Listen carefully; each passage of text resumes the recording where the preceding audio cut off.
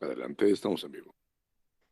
Claro que sí, muchas gracias. ¿Qué tal? Muy buenas tardes. Soy tu servidor y amigo Fernando Rangel Ramírez y me encanta recibirte en tu programa Las Voces de la Justicia, un programa de la Asociación Nacional de Magistrados de Circuito y Jueces de Distrito del Poder Judicial de la Federación que transmitimos en vivo desde la plataforma digital y redes sociales de Radio Yus. Es un placer para mí recibir en esta ocasión a la maestra Andrea Horta. ¿Qué tal? Muy buenas tardes. ¿Cómo estamos? Hola Fernando, ¿cómo estás? Buenas tardes. Muchísimas gracias por la invitación y por abrirnos este espacio. No, hombre, es para mí un verdadero placer estar aquí contigo en esta tarde. Antes de entrar en materia y platicar sobre el tema que nos ocupa el día de hoy, que es el arbitraje comercial, quiero leer una pequeña breve síntesis curricular de nuestra invitada. Ella es Ella cursó la licenciatura en Derecho y la especialidad de Instituciones en Derecho Mercantil en la Universidad Panamericana. Cursó la maestría en Derecho de la Universidad Nacional Autónoma de México, la UNAM. Actualmente es socia del despacho Ruiz Silva Abogados. Es directora de la Comisión de Mediación y Arbitraje de la Cámara Nacional de Comercio de la Ciudad de México, Canaco. Es representante regional para Latinoamérica del Young International Arbitration Group de la London Court of International Arbitration. En el 2021 se desempeñó como vicepresidenta de la Comisión de Negocios y Financiamiento de Coparmex Metropolitano. Ha participado en arbitrajes nacionales e internacionales como abogado de parte, árbitro único, presidenta de tribunal arbitral, coárbitro, árbitro de emergencia, secretaria de tribunal arbitral, en arbitrajes ad hoc, arbitraje ABC y en arbitrajes conforme a distintos reglamentos institucionales. Es profesora titular de la materia de métodos de solución de controversias en la Universidad Panamericana y colaboradora de la International Arbitration Case Law de la School of International Arbitration of the Queen Mary University of London. Pues muy bien, arbitraje comercial. Mi querida Andrea, para entrar en materia, en esta materia que particularmente nos apasiona a ti y a mí, platícanos. ¿Qué es el arbitraje para que entendamos nuestra audiencia? ¿Qué significa esto? Muchas gracias, Fernando. Bueno, el arbitraje es un mecanismo alterno de solución de controversias en el que las partes deciden someter su disputa, tienen una controversia, y deciden que esa disputa se va a presentar ante un tercero que se llama árbitro. Puede ser un tribunal arbitral conformado de tres personas o un árbitro único, que son independientes y son imparciales, y van a resolver la disputa a través de un laudo que es parecido a una sentencia, y es donde viene, la decisión que resuelve la controversia. Y con la reforma del 2008 que hubo a la Constitución, donde en el artículo 17 ya establece que las leyes preverán mecanismos alternativos de solución de controversias, digamos que el arbitraje tiene ya una protección constitucional. Eso no quiere decir que antes era una figura ilegal. O sea, realmente el arbitraje se ha utilizado desde hace mucho tiempo. En México hubo un auge desde que hubo la reforma del Código de Comercio, a raíz de que México entra al Tratado de Libre Comercio. México adopta la ley modelo de UNCITRAL, que al final es una ley modelo que recoge la práctica arbitral internacional, y desde ahí, digamos que hubo un despegue del arbitraje, ¿no? Y ya la primera sala de la Suprema Corte de Justicia ha dicho que el arbitraje no es que sea una renuncia a acudir a tribunales, porque cuando alguien tiene un problema, un pleito, una controversia, pues lo natural es ir a los tribunales. Ya la primera sala ha mencionado que es el ejercicio afirmativo de libertades constitucionales. La gente puede decidir someter su controversia en el arbitraje, y eso es totalmente legal, es constitucional, y digamos que en algunos casos va a ser una ventaja, y vamos a ir platicando qué ventajas tiene el arbitraje. A nivel, yo te diría, comercio internacional, disputas transfronterizas, el arbitraje es lo más utilizado el día de hoy. Que el arbitraje... Y hace un poco de sentido, porque cuando tú tienes una transacción internacional que cada vez son más complejas, eso implica que los pleitos que derivan de esas transacciones transnacionales, internacionales, también se vuelven complejas. Y claro, si tú tienes a alguien europeo con un latinoamericano, pues lo primero que van a discutir es: nos vamos a tus tribunales, nos vamos a tus cortes, o a ninguna de las dos, nos vamos a ir a otras cortes, lo que eso implica, ¿no? Digamos, en tema de dinero, de contratar a alguien que pueda ejercer en esa jurisdicción. Entonces, Por eso es una de las razones que el arbitraje, digamos, es esta alternativa que tienen las partes cuando tienen una controversia derivada de una relación jurídica determinada, donde pueden optar por buscar resolver esa controversia a través de otro mecanismo, que a nivel internacional, o sea, si vemos las estadísticas, el arbitraje es lo más utilizado. Y de hecho, yo te diría, al día de hoy, ni siquiera es solo el arbitraje. O sea, son los mecanismos alternos de solución de controversias. Y por eso empezamos a ver estas cláusulas escalonadas, donde las partes primero pactan, podemos irnos a una negociación, o nos vamos a una mediación o un peritaje, y si no resolvemos la controversia,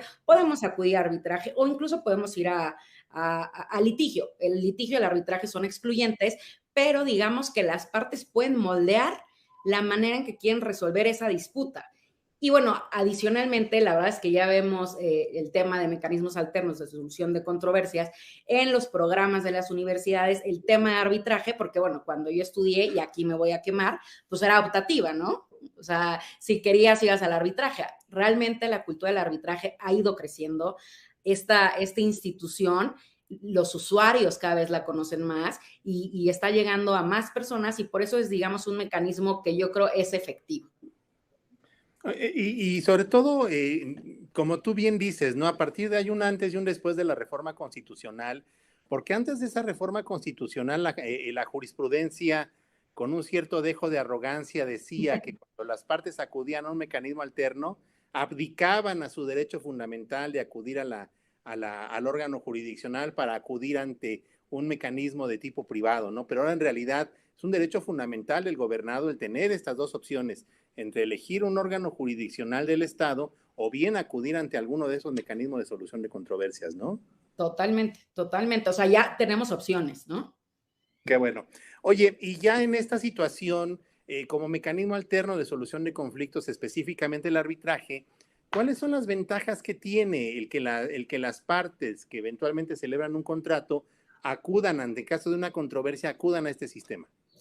Pues mira, yo te diría, las ventajas son varias. Y esto no quiere decir que el arbitraje es la fórmula infalible para todos los casos, ¿no? O sea, porque te estaría mintiendo realmente.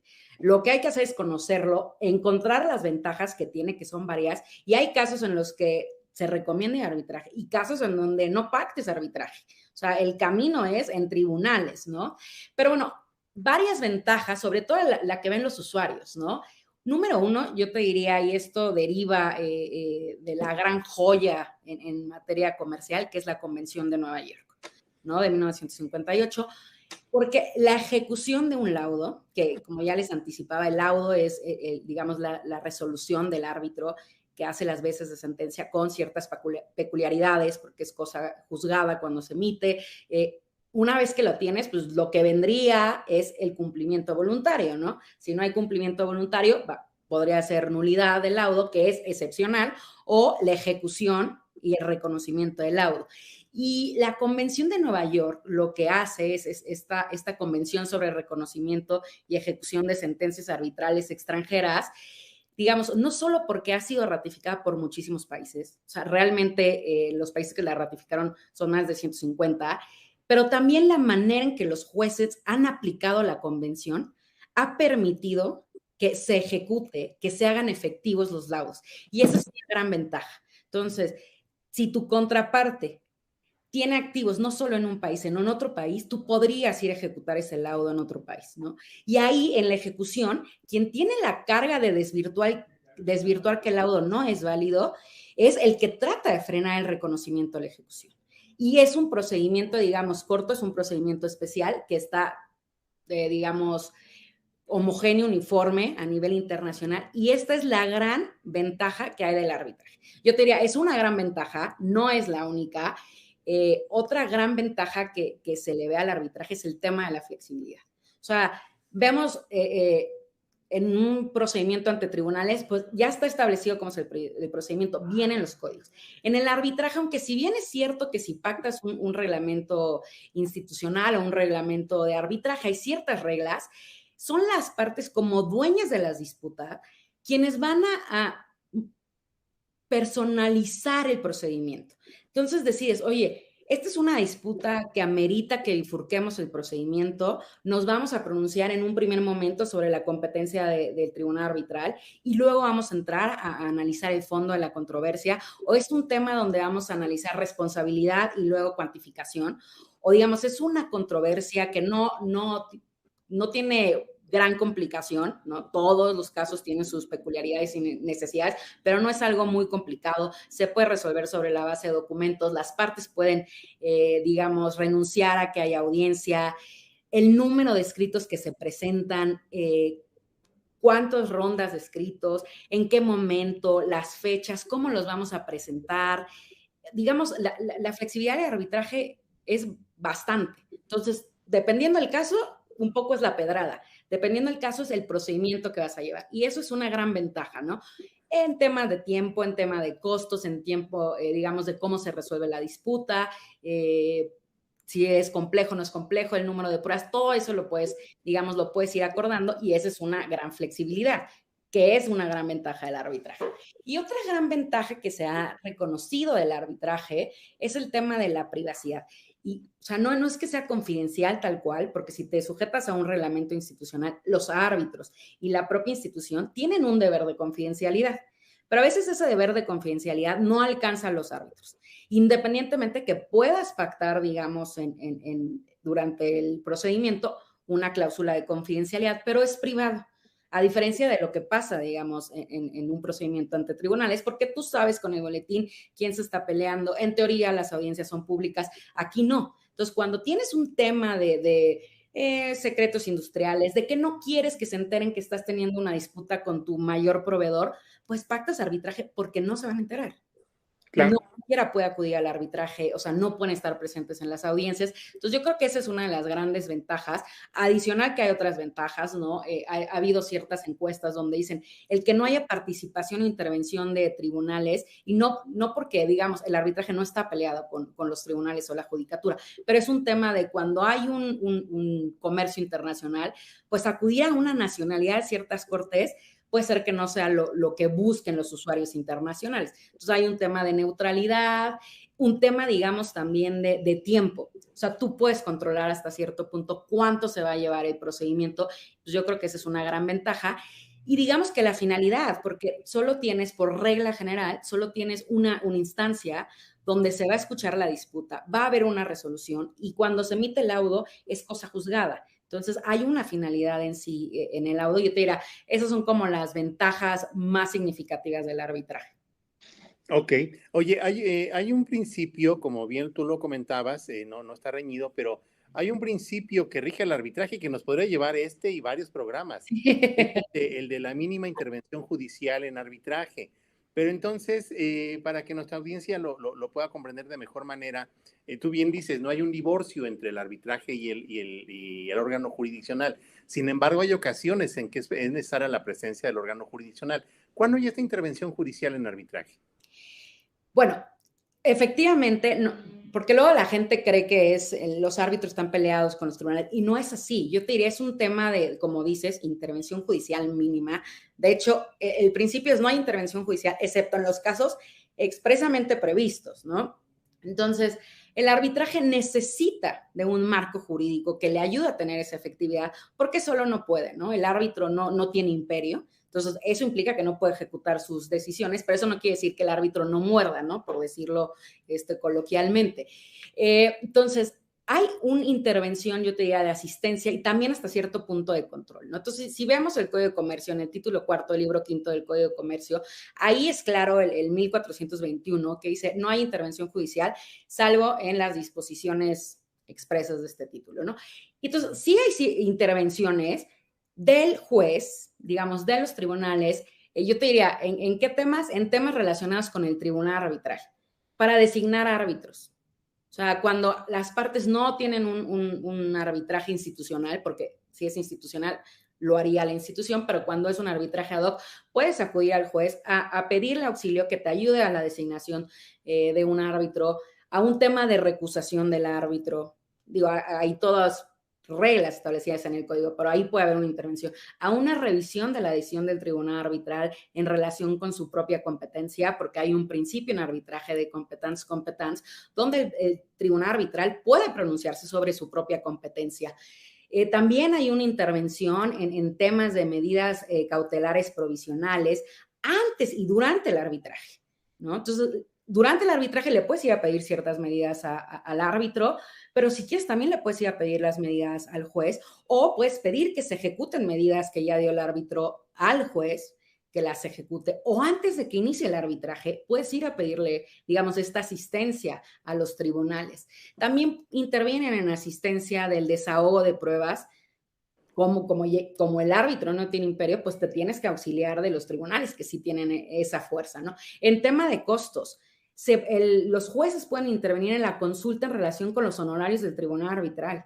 O sea, son razonables, no son razonables. También en temas de los depósitos que se pueden solicitar en el procedimiento arbitral, dos intervenciones sumamente importantes, yo te diría, nulidad del laudo y reconocimiento de ejecución del laudo. Ahí es donde intervienen los jueces, pero justo lo que decíamos, ¿no?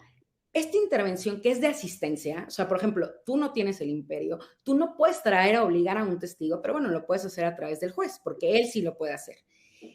Ahí es un poco la asistencia, es cuando viene esa intervención un poco en pro del arbitraje, cuando va a remitir a las partes al arbitraje, ¿no? Que es la ejecución del acuerdo de arbitraje. Oye, yo veo aquí que hay un acuerdo de arbitraje, pues vayan y resuélvanlo en arbitraje, ¿no? Y ya que el tribunal arbitral se pronuncie si tiene competencia o no. Pero los casos, yo te diría, hay casos que normalmente llegan y no forzosamente es, digamos, la regla general, porque claro, nos enteramos de los casos que llegan a nulidad, nos enteramos de los casos que llegan a reconocimiento de ejecución, porque no nos enteramos de los casos de cumplimiento voluntario, ¿no? Y hay gente que dice que el arbitraje es un pacto de caballeros. O sea, en el momento que acuerdas resolver tu disputa en arbitraje, también implica que vas a cumplir con la resolución que emita el árbitro. Yo te podría decir, en mi trayectoria, yo he visto cumplimiento voluntario. Entonces, que de repente después de que hay un laudo y llega un correo de las partes y te dicen, oye, ¿me puedes decir, por favor, la cuenta bancaria a la cual tenemos que depositar? Pues es una cosa que dices, qué padre, ¿no? Porque se cumplió la voluntad de las partes, se resolvió la disputa y se resolvió en arbitraje y ahora están cumpliendo. Pero claro, somos humanos y no todo mundo le gusta perder. Y hay veces que hay que ir, ¿no? Que hay que agotar estos recursos, pero son recursos que tienen sus peculiaridades. O sea, en la nulidad del laudo y en el tema de negar el reconocimiento de ejecución, que son 1457 del Código de Comercio y 1462, la intervención que hacen los jueces es una intervención especial, porque no es que ocupen el lugar del árbitro. Lo único que van a ver es si se actualiza alguna de las causales taxativas que están previstas en esos artículos. Y yo te diría que si te fijas, el reconocimiento de ejecución es un reflejo de lo que dice la Convención de Nueva York y el estándar para tratar de anular un laudo o para tratar de denegar el reconocimiento de ejecución de un laudo es altísimo. Entonces, la intervención es, si hay intervención, en casos específicos no puedes aplicarlos por analogía, y la intervención judicial es restrictiva. O sea, nada más ver si se actualiza o no una de esas causales. Si te dicen, oye, esta es, hay dos fracciones en esos artículos, cuando la parte compruebe que, o las que el propio juez puede ver de oficio, ¿no? Y entonces entramos ahí en un terreno pantanoso de si se viola el orden público o no se viola el orden público, un tema de arbitrabilidad, ¿no? Pero esta intervención, y ahí te diría, es una función de control que también le va a ayudar al arbitraje. O sea, pero es extraordinario, porque luego la gente cree, bueno, tienes un laudo y agotas. No es una segunda instancia y el estándar probatorio es muy alto, porque es algo excepcional. Claro, realmente es una revisión de requisitos de forma, ¿no? Y además conforme a lo pactado por las partes en el convenio arbitral. Realmente hay esta prohibición de que el juzgador examine la legalidad de lo resuelto por el arbitraje en el laudo, ¿no?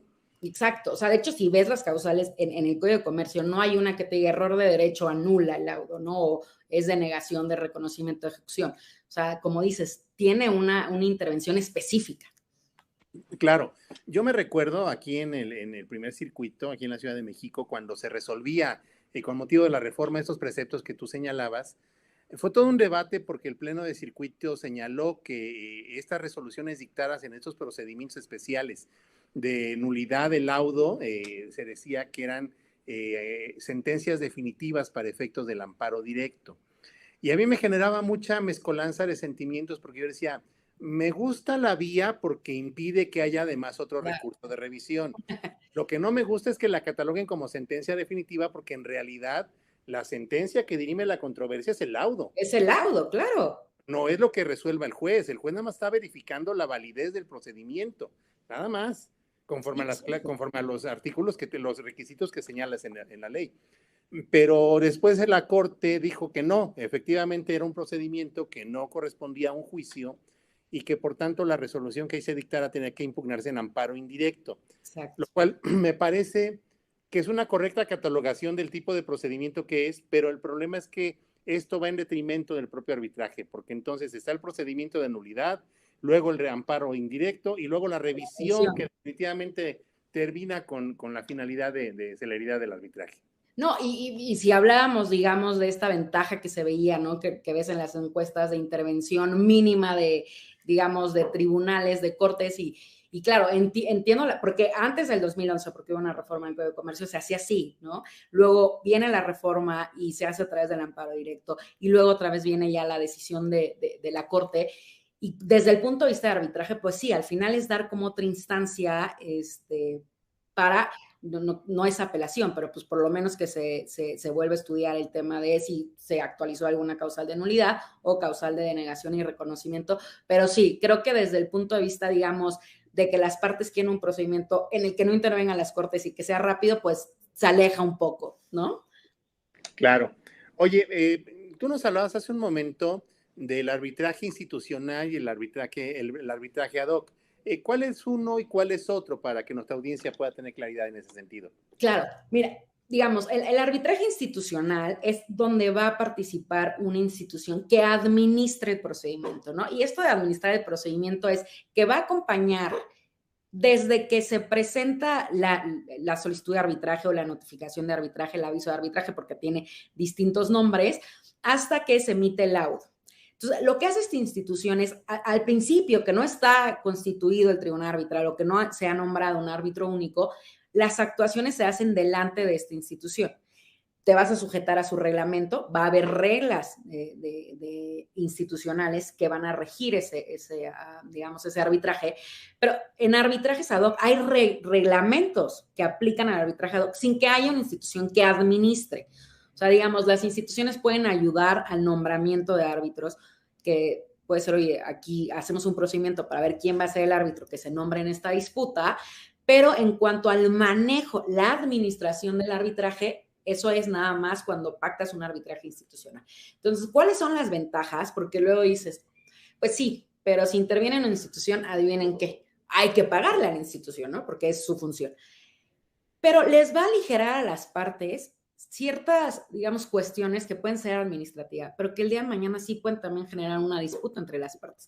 Y las partes están peleando respecto a la controversia, al pleito que deriva del contrato, no respecto a cuánto le vamos a pagar a los árbitros.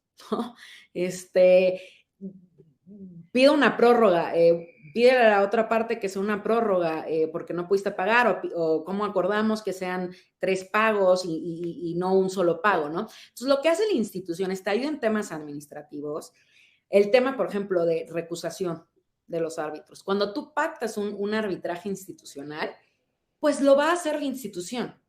Si no es un arbitraje institucional, regresando a la pregunta que me hacías de cuándo intervienen los jueces, pues ahí vas a tener que ir a los tribunales a que te ayuden al tema de la recusación, ¿no?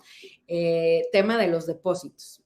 Eso también se encarga la institución. A mí alguna vez me pasó en un arbitraje ad hoc que de repente llegan y me entregan un cheque, ¿no? No a mí las partes porque están prohibidas las comunicaciones ex parte, pero le entregaron un cheque a mi secretaria y yo decía, ¿qué es esto?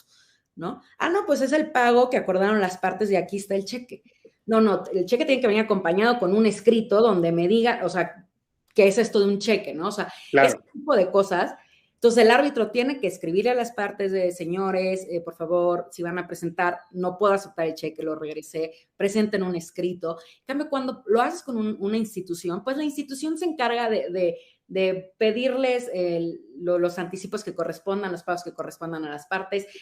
guarda, digamos, los fondos en custodia, depósito en lo que se va a seguir el procedimiento. Si el día de mañana, una vez que se fijan los costos del procedimiento, hay que hacer un reembolso a las partes, porque obviamente hay todo un proceso y tú sabes que se tiene que analizar dentro de las instituciones cuánto fue la controversia, cuánto se le va a pagar el árbitro, obviamente dentro de lo que señalen los propios reglamentos institucionales. Y si hay, digamos, algo que se le tenga que reembolsar a las partes, pues lo hace la institución. Si no, pues te tienes que poner de acuerdo entre las partes, con el árbitro, y todo eso que parece, digamos, algo mínimo, son cargas administrativas, que es una ventaja tenerlos en un arbitraje institucional. No quiere decir que los arbitrajes ad hoc no funcionen. Yo diría, los arbitrajes ad hoc es para la gente que ya está mucho más familiarizada con el tema del arbitraje. O sea, ¿quién va a notificar el laudo? Pues lo va a hacer la institución, no lo tiene que ser el árbitro, ¿no? ¿Quién va a notificar el aviso de arbitraje, la solicitud de arbitraje, la notificación de arbitraje? Lo hace la institución, no lo tiene que ir a hacer la otra parte, ¿no? Y yo te diría, hay instituciones variadas. En México tenemos 2 instituciones muy buenas que me vienen ahorita a la cabeza, ¿no? El Canaco, la Comisión de Mediación y Arbitraje de Canaco, y también está el Centro de Arbitraje de México. Son instituciones nacionales que prestan muy buenos servicios. Y tenemos otras instituciones a nivel internacional. Está el CIA, que es la London Court of International Arbitration. Tienes CCI, la Cámara de Comercio Internacional. Hay otras instituciones, y yo creo que en medida que tengas, digamos, de dónde elegir y distintos reglamentos, porque no son iguales, esa es otra de las ventajas. O sea, ¿quieres pagarle al árbitro por hora o quieres pagarle dentro de un arancel? Tienes disputas de cierta cuantía. Por ejemplo, Canaco tiene el reglamento ABC o el reglamento de baja cuantía, y eso es una ventaja. O sea, hemos tenido arbitrajes que se resuelven en 40 días y te diría que el promedio son 2 meses. O sea, se resuelve tu disputa en 2 meses. Y son cuantías abajo más o menos de 700,000 pesos. También las partes pueden pactar sujetarse al reglamento de baja cuantía. Obviamente también te tienes que sujetar a las etapas del reglamento, ¿no? Ahí no puedes un reglamento abreviado, pero quieres agotar todas las etapas, digamos, de un reglamento ordinario, por así decirlo, ¿no? Entonces, te diría, esa es la diferencia entre un arbitraje institucional y un arbitraje ad hoc. Claro, muchas gracias. Antes de continuar, tenemos un saludo de Reina Trujillo, que nos dice que gracias por el tema. Muchas gracias a todos ustedes por hacernos el favor de seguirnos en Muchas gracias, Reina. Precisamente con lo que comentas, a mí me recuerda al menos la legislación mercantil que establece, ¿no? También para que nuestro público tenga esa claridad. El Código de Comercio establece que el procedimiento preferente a todos es el diseñado por las partes, es el que las partes pacten. Y puede ser un procedimiento que las partes tomen el lápiz y digan, vamos a hacer nuestras etapas procesales, y ya sea que lo llevemos en caso de controversia ante un juzgador o en un arbitraje.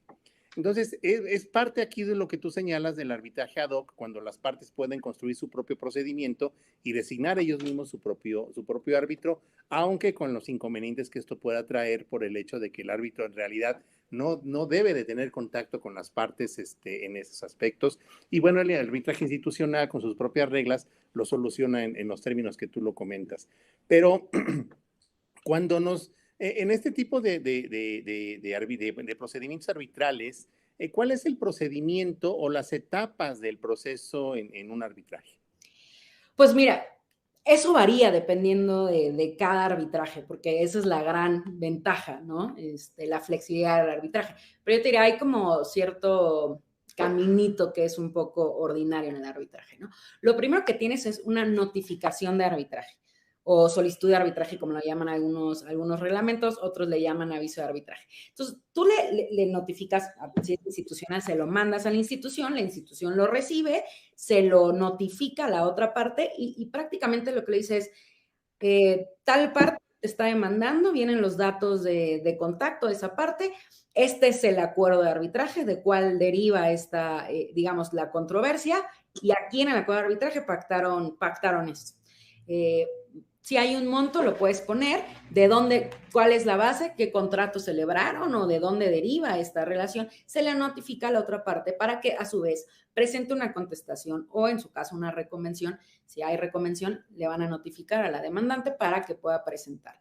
Pero esto no es la demanda, digamos, donde y un poco la expresión donde tengas que poner toda la carne al asador. O sea, son elementos muy específicos que vienen en los reglamentos institucionales, también vienen en el Código de Comercio, y después, en este inter, las partes tienen que poner de acuerdo cómo se va a nombrar al tribunal arbitral. Si tienes 3 árbitros, cada una de las partes va a nombrar a su coárbitro y dependiendo el reglamento institucional, sea que el tercero que va a fungir como presidente, lo nombre la institución, o pueden pactar que algún otro procedimiento que lo nombren los coárbitros que fueron nombrados. Ya que tienes al tribunal arbitral, se le manda al tribunal arbitral el expediente para que el tribunal arbitral con las partes o el árbitro único, voy a, digamos, englobar en tribunal arbitral también árbitro único, ¿no? Recibe el expediente y lo primero que va a hacer es contactar a las partes y decir, señores, tengamos una conferencia para ver cómo van a querer que sea el procedimiento. Digamos, al momento que el árbitro ya recibió el expediente, él ya tiene la notificación de arbitraje, la contestación, en su caso la reconvención y la contestación a la reconvención. Y en ese momento se va a sentar con las partes, puede ser una llamada telefónica, no tiene que ser forzosamente sentarse, acuerdan cuál es el calendario procesal. Entonces van a decir, oye, ¿cuáles van a ser las etapas del procedimiento? Entonces normalmente puedes tener ya el memorial de demanda, donde vas también a regular o acordar cómo vamos a presentar las pruebas, los documentos los acompañamos. La prueba testimonial es muy distinta a cómo se presenta, digamos, en tribunales, ¿no? Entonces puedes irte a las reglas de la International Bar Association y te dicen ahí cómo se pueden presentar, cuándo son escritos, qué tiene que venir en la declaración escrita que presenta el testigo. El testigo puede presentar anexos, la prueba pericial también, la vamos a acompañar en nuestro memorial o va a haber algún momento posterior donde presentemos la prueba. Todas estas cuestiones las van a acordar las partes caso por caso en la conferencia para que se vean reflejadas en el calendario procesal. Oye, ¿cuándo vamos a presentar los memoriales? ¿Vamos a presentar el memorial de demanda con el memorial de reconvención al mismo tiempo? ¿No? Entonces, normalmente tienes memorial de demanda, luego viene el memorial de contestación con el memorial de reconvención y también hay un memorial de contestación. Pueden pactar dúplica, réplica, a veces se puede pactar un escrito previo a la audiencia.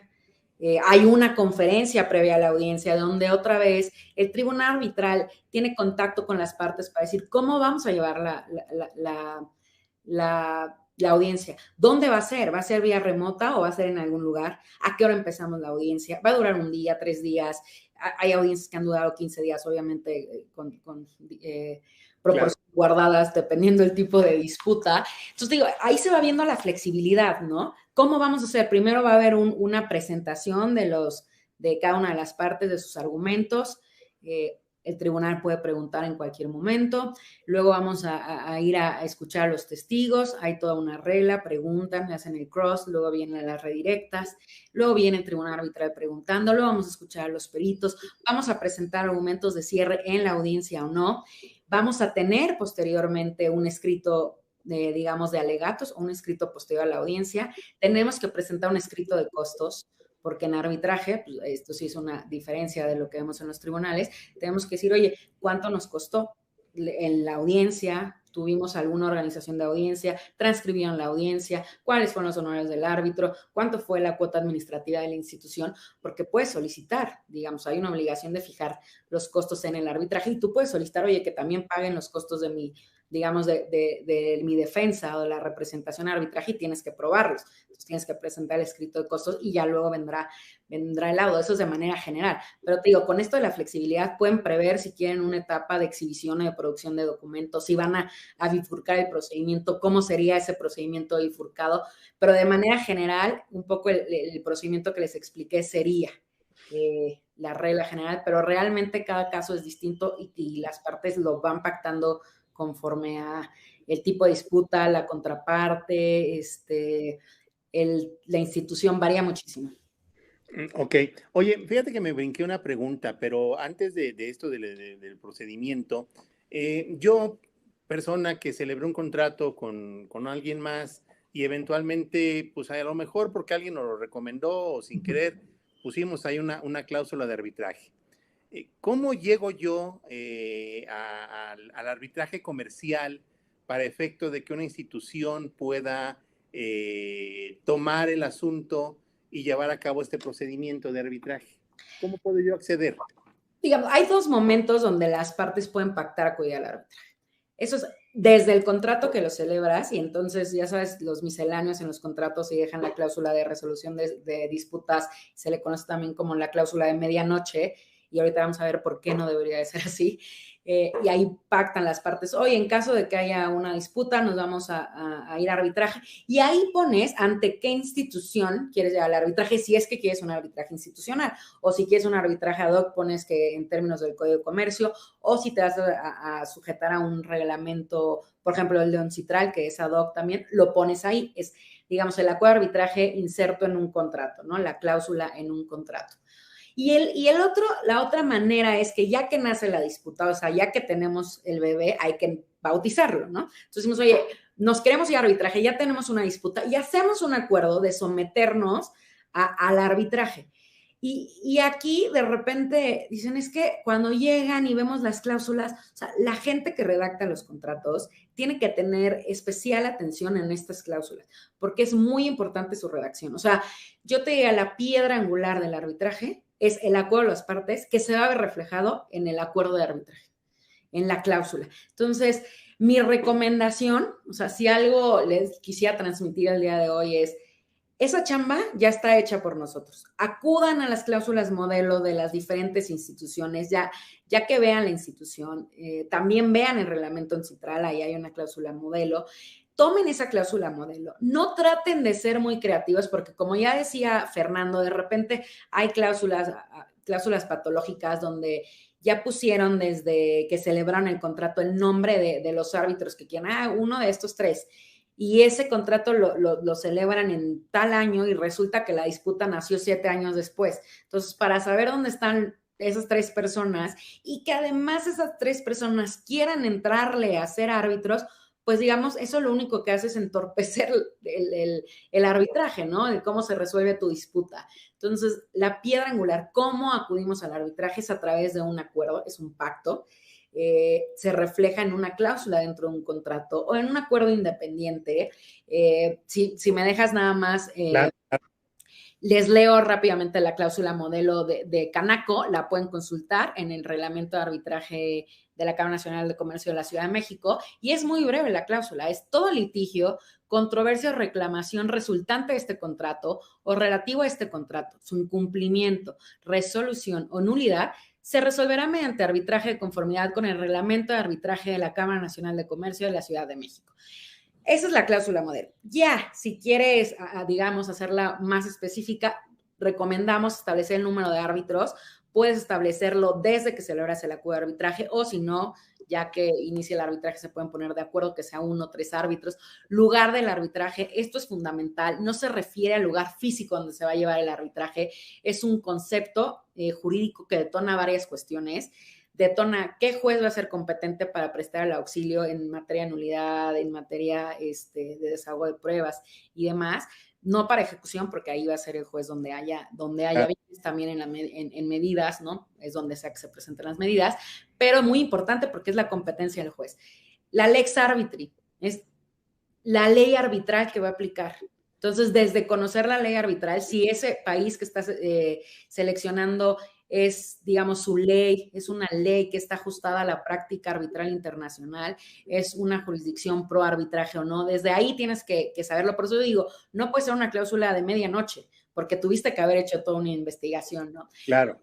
En este caso les leí la cláusula modelo de Canaco, pues tendrían que conocer las reglas de Canaco, porque no todos los reglamentos son iguales, ¿no? O sea, les digo, aquí manejamos un arancel, hay otras instituciones que pagan honorarios del árbitro conforme al tiempo invertido, hay instituciones que utilizan actas de emisión, nosotros no tenemos acta de emisión, nosotros estamos ajustados al reglamento ONCITRAL, eso también lo tienes que prever en la cláusula, si va a ser conforme a un reglamento o una institución. Por favor, copien bien el nombre de las instituciones, porque luego ese es otro problema, qué institución crean las partes, el idioma en el que se va a llevar el arbitraje y el derecho aplicable al fondo, con qué derecho va a resolver el tribunal arbitral. Entonces, la piedra angular es el acuerdo de las partes, y el acuerdo de las partes, pues pueden tomarse las cláusulas modelos que existen, tanto institucionales como ad hoc.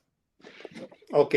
Fíjate que tenemos preguntas del público. Nos dice el Claro. compañero Miguel Ángel Sánchez Rojo, dice, hola, una pregunta. ¿Cómo se puede determinar el árbitro correcto para el caso? Tomo la clase de contratos internacionales con José Gildardo, así nos comenta. Ok. Mira, yo te diría, eso es otra de las ventajas, ¿no? Dependiendo de dónde deriva la disputa. Es un tema de franquicias, es un tema de infraestructura, es un tema que tiene que ver con propiedad intelectual, es un tema societario, porque lo primero es de qué trata el fondo de la disputa. Y entonces ahí empiezas a seccionar un poco tus posibilidades. ¿Qué personas que están en el arbitraje conocen el fondo? Entonces ahí yo te diría, el primer requisito, no es requisito, pero la primera cuestión que deberían buscar es que hubiera especialización. La persona que tú vas a nombrar como árbitro, y eso es una ventaja también del arbitraje, que tú puedes seleccionar al árbitro, que el árbitro siempre tiene que ser independiente e imparcial. Luego, otra recomendación, pues que sepa de arbitraje. Porque al final, aunque sea el arbitraje un tema procesal, que también tiene un tema ahí sustantivo, por ejemplo, temas de arbitrabilidad y demás, pues siempre es bueno que haya un arbitralista o alguien que conoce bien el procedimiento arbitral dentro del tribunal arbitral para que te pueda, digamos, pues brindar un poco el procedimiento. Entonces, acérquense a las instituciones. Las instituciones les pueden ayudar, no van a nombrar al árbitro, pero te puedes decir, oye, te puedo dar una lista y aquí tú ves si se ajusta o no. De hecho, el Código de Comercio, cuando viene la intervención judicial, sí prevé que el juez se pueda acercar a las instituciones arbitrales, a las cámaras, para que le pregunten, porque al final las cámaras somos las que estamos, digamos, inmersas en el mundo del arbitraje y pues tenemos más conocimiento de esto, ¿no? Pero yo te diría, creo que lo primero es ver de qué es el fondo, saber la trayectoria de la persona. Hay árbitros muy buenos en México, árbitros jóvenes, tenemos árbitros súper reconocidos, o sea, realmente pueden escoger y esa es la gran ventaja, ¿no? Y es parte fundamental del negocio, ¿no? Claro, nos dice Carlos Serrano. Hola, soy estudiante de Tecmilenio del profesor José Gildardo. ¿Cuáles aspectos son los más fáciles de pasar por alto por falta de experiencia al celebrar un contrato en arbitraje o en arbitraje? Yo te diría, a veces, sobre todo cuando hay falta de experiencia, se tratan de ser como más creativos en la cláusula de arbitraje y entonces ponen, se va a resolver mediante arbitraje o en tribunales de la Ciudad de México. Entonces dices, no es tan clara la voluntad. Entonces, lo primero es, tiene que ser muy clara la voluntad de que quieren ir a la coarbitraje, ¿no? Que se quieren que la disputa se resuelva en arbitraje. ¿Por qué? Porque si no, tu primer bronca, por así decirlo, en arbitraje va a ser resolver si la voluntad de las partes era acudir a arbitraje o no. Entonces, a veces he visto que por ser como creativos, regulan o sobreregulan el acuerdo de arbitraje y eso el día que nace la disputa puede entorpecer el procedimiento.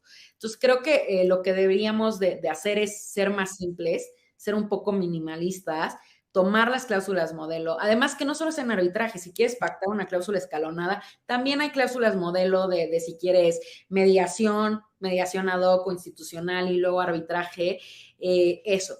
Y mucho ojo, porque a veces en otra cláusula regulan, digamos, las leyes aplicables y luego lo vuelven a regular en el acuerdo de arbitraje y no se dan cuenta que pusieron como derechos distintos, ¿no? Entonces ahí ya dices, hay una inconsistencia, ¿cómo va a ser otro problema en el arbitraje? Porque el tribunal arbitral va a tener que resolver que cuál es el derecho aplicable al fondo. Entonces yo te diría, creo que tratar de ser más creativos y no ajustarnos tanto a las cláusulas modelo, que son modelo, también están ahí para ajustarlas, pero ajustarlas según el caso en específico, ¿no?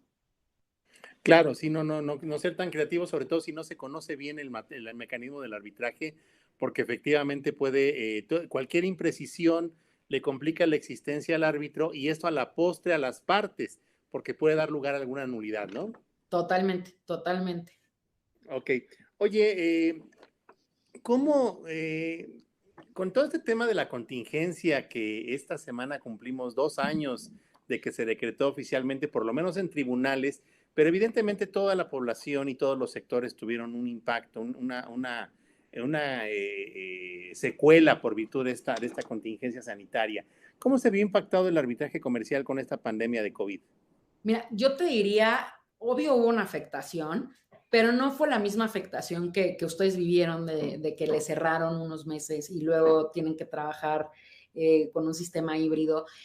Lo que hizo en el arbitraje, yo te diría, fue agilizar algo que ya se utilizaba. O sea, ya había audiencias remotas, o sea, ya se utilizaban, hay softwares especiales donde se llegan las audiencias, la puedes hacer en Zoom, o sea, por teléfono. Yo alguna vez tuve era un arbitraje de emergencia y la conferencia que hizo el árbitro de emergencia fue por una conferencia telefónica. Entonces, todas estas cuestiones, yo te diría, se vieron impactadas positivamente porque agilizaron lo que ya se utilizaba. O sea, algo que nos hubiera llevado más tiempo hacerlo, digamos, más común, que fuera la regla, se agilizó con la pandemia porque todos los procedimientos o todos los arbitrajes que se estaban llevando cuando llegó la pandemia continuaron su curso y lo único que pasó fue que la gente empezó a utilizar Zoom, Teams, todas estas plataformas para llevar las audiencias. No separaron, digamos, las audiencias, la mayoría de ellos, ¿no? Digo, al menos que hubiera como un tema que un árbitro hubiera estado contagiado, algunas cuestiones así, que eran las mínimas, y se retomaba cuando se recuperaba. Entonces, realmente una afectación no hubo y se vio la gran ventaja que tiene el arbitraje, porque no solo es un arbitraje nacional, pensemos cuando hay varias partes y tienes a europeos y tienes a gente de Asia, entonces tienes que hacerlo de la manera más fácil y conectarnos a través de todas estas redes, pues facilitó muchísimo. Y había como cierta reticencia de qué pasa cuando, por ejemplo, en las declaraciones testimoniales en la audiencia, realmente tú puedes ver la reacción del testigo, o sea, porque todos estos gestos y demás, pues sí tienen un impacto. Y realmente con cómo está la tecnología, yo les diría, no hay tanta diferencia. Obviamente no es que todas las audiencias que se llevan ahora en arbitraje van a ser remotas, no. Yo creo que vamos a empezar a ver, sobre todo en ciertos asuntos donde sí se va a hacer todo remoto, vamos a ver más participación cada vez de la inteligencia artificial en materia de arbitraje, ¿no? Para la producción de documentos y demás. Entonces yo creo que lo que nos hizo fue agilizar algo que ya se venía utilizando y que se hizo más generalizado realmente. Ok. Dice la compañera Sonia, hola, llevo la materia de contratos internacionales con el profesor José Gilardo Gutiérrez y tengo una duda. ¿La información de las personas que se van al arbitraje es confidencial o cualquiera puede ver quiénes se fueron al arbitraje y el por qué se fueron? No, es privada la información. Creo que les dejaron ahí una tarea, pero vamos a resolverla juntos sin ningún problema. No es que haya una lista de quién se pelea con quién. Sí es cierto que hay como un movimiento a mayor publicidad dentro de las instituciones. Estamos hablando de arbitraje comercial. El arbitraje de inversión es distinto, ese es público por las razones, ¿no? Que siempre participan los estados. Se pueden publicar, pero las partes pueden oponerse a que se publique su nombre. Entonces puede ser que te digan, oye, este es un arbitraje entre dos particulares en el sector de transporte y no vienen los nombres. Entonces sí es privado. O sea, realmente no es que sea fácil enterarte de quién está en un litigio o en un arbitraje contra otra persona porque es privado. O sea, no es que sea confidencial, porque te digo, eso tendría que ser conforme a las reglas institucionales, pero es privado, porque ¿cómo te enteras? En un arbitraje ad hoc es muy difícil enterarte si se está llevando o no ese arbitraje ad hoc. Claro. Entonces, realmente sí, y esta es una de las ventajas, que el arbitraje es privado. Y además, tú puedes hacer que sea confidencial si pactas desde la celebración del calendario procesal, en el acta de emisión, en los arbitrajes que lo lleven, pues puedes pactar una obligación de confidencialidad donde no solo el árbitro, las partes, sino cualquier persona que participe en el arbitraje tenga esta obligación de confidencialidad. Y me estoy refiriendo a peritos, me estoy refiriendo a testigos. Entonces, sí, no te puedes enterar quién está peleando con otra parte en arbitraje, al menos que hayan consentido que se publicaran los nombres, pero no hay listas como tal. Puedes checar en las instituciones. Canaco no tiene esta publicidad, pero hay otras instituciones que sí lo hacen.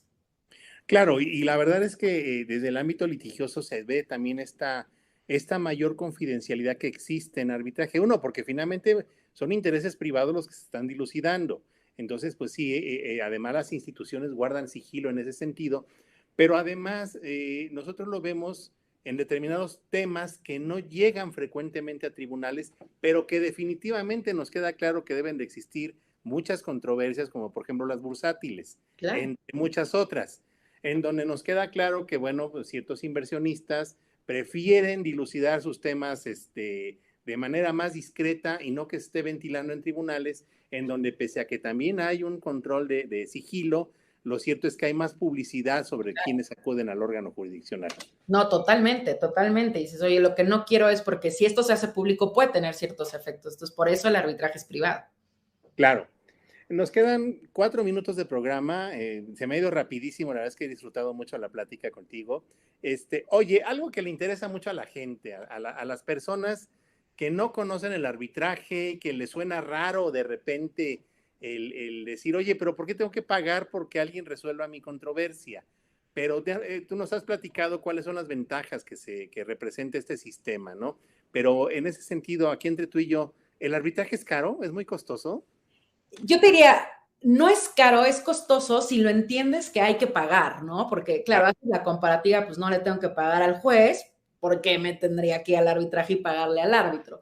Si ves otra vez, regresamos a las estadísticas de los costos del arbitraje, o sea, las estadísticas que hacen cuánto te cuesta el arbitraje, las rebanadas del pastel más pequeña es la cuota de la institución y los honorarios del árbitro. El resto del pastel es los abogados, peritos y gastos de las partes, ¿no? Y adivinen qué, los abogados también los necesitamos en un litigio.